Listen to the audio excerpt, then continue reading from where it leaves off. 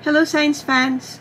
Naisip mo na ba kung bakit may ibang mga nunal na hindi naman nagbabago kahit lumipas ng maraming taon, pero meron namang iba na nagiging mapanganib?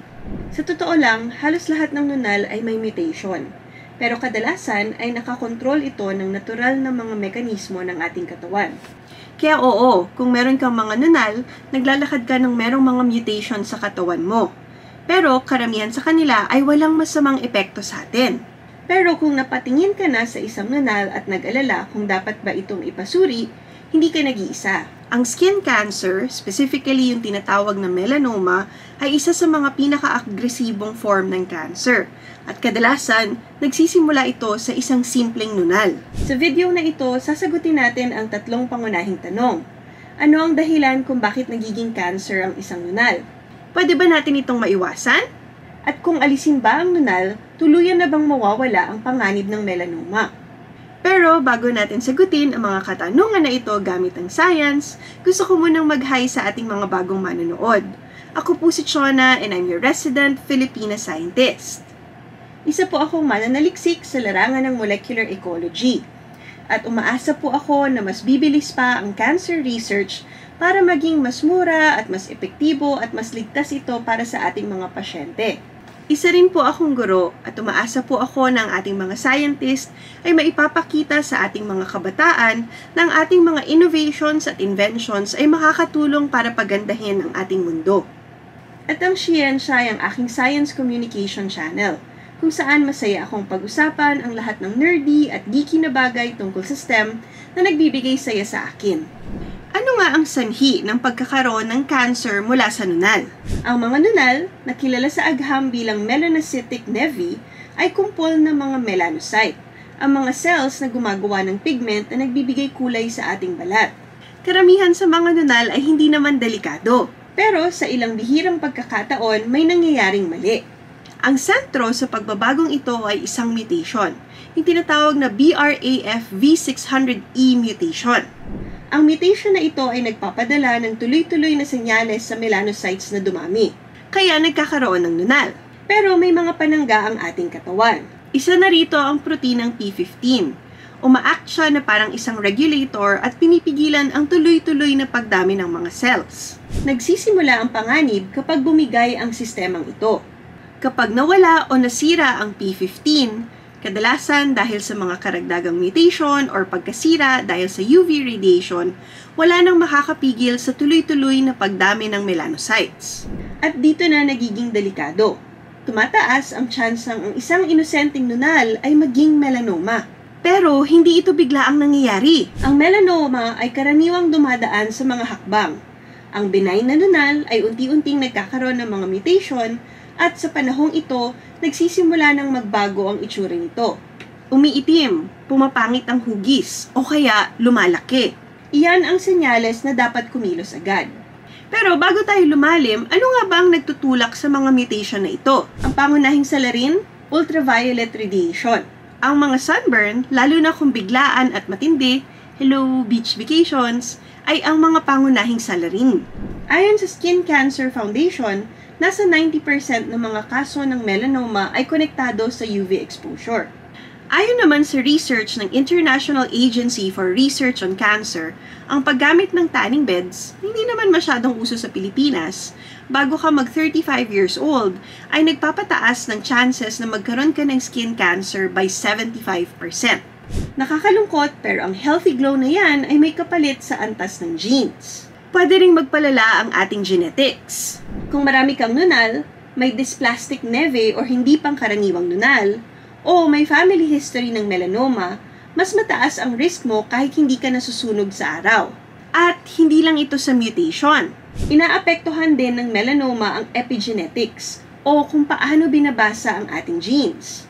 Halimbawa, ang abnormal na pagkabit ng methyl group sa ating DNA ay pwedeng magpatigil sa expression ng ilang mga genes na nagpapatigil ng pagdami ng cells, katulad ng P10.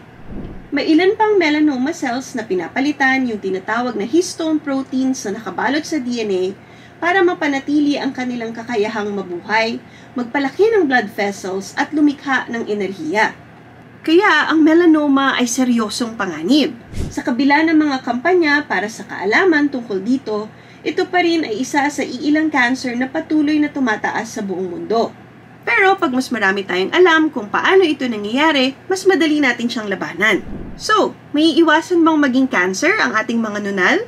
Well, meron tayong magandang balita. May magagawa ka. Simulan sa basics, protektahan ang ating balat. Inirerekomenda ng mga dermatologist ang slip, slop, slap, and wrap approach. Slip sa damit. Slop ng broad-spectrum sunscreen. Slap ng sombrero. Wrap ng sunglasses. Mukha mang pang kids pero super effective nito. Suportado ito ng mga public health campaign sa bansang katulad ng Australia kung saan mataas ang kaso ng melanoma.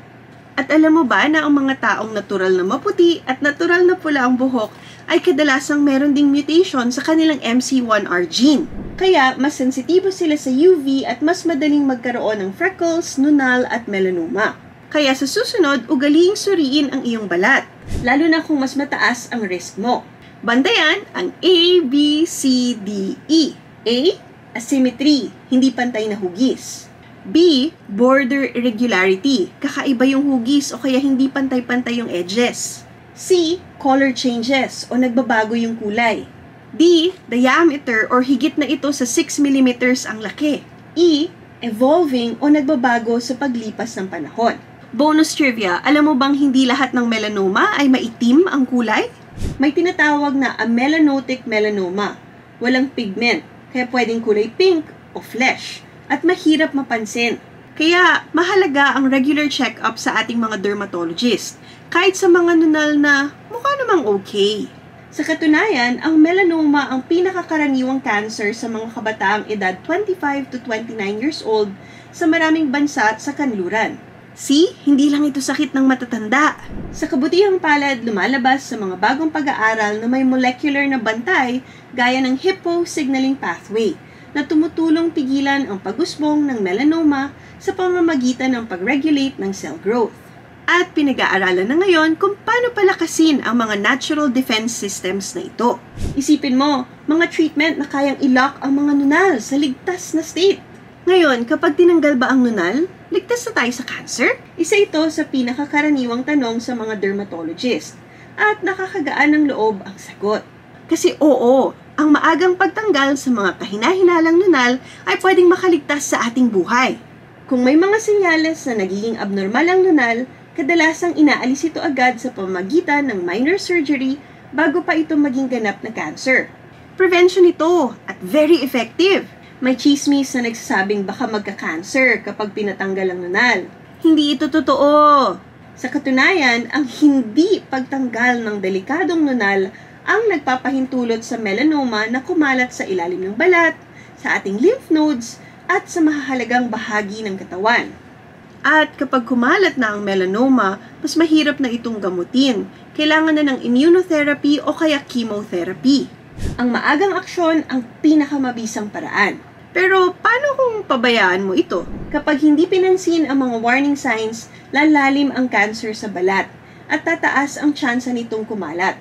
Ayon sa American Cancer Society, may 5-year survival rate na umaabot sa kasing taas ng 99% kapag naagapan ang melanoma.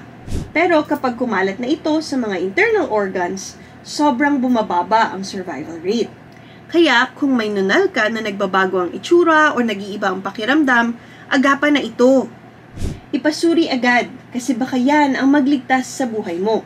Pero alam mo kung ano rin ang dapat agapan? Ang kakulungan ng suporta sa mga kababaihan sa STEM. Ngayong taon, layunin naming masuportahan ang mas marami pang women-led research projects sa pamamagitan ng Scientia Thesis Grant 2025. Pero hindi namin ito magagawa ng mag-isa. Ang aming fundraising campaign ay nagsimula noong March 22 at tatagal hanggang August 1, 2025. At bawat ambag ay makakatulong para bigyang lakas ang mas maraming babaeng mananaliksik. Pwede po kayo mag-donate through GCash o BDO at ang information ay makikita sa screen o kaya sa description ng video na ito. Walang pang-donate, okay lang. Pwede mo pa rin kaming tulungan, i-share ang aming fundraising links at ipalaganap ang advocacy na ito. Tulungan natin ang mas marami pang kababaihan na makapasok sa mundo ng STEM. But what do you think? Useful ba ang video na ito? Gusto mo ba ng mas marami pang tips na tungkol sa ating kalusugan? Kung useful, pakishare naman sa mga friends mo. At syempre, magkwento ka na rin sa comment section below.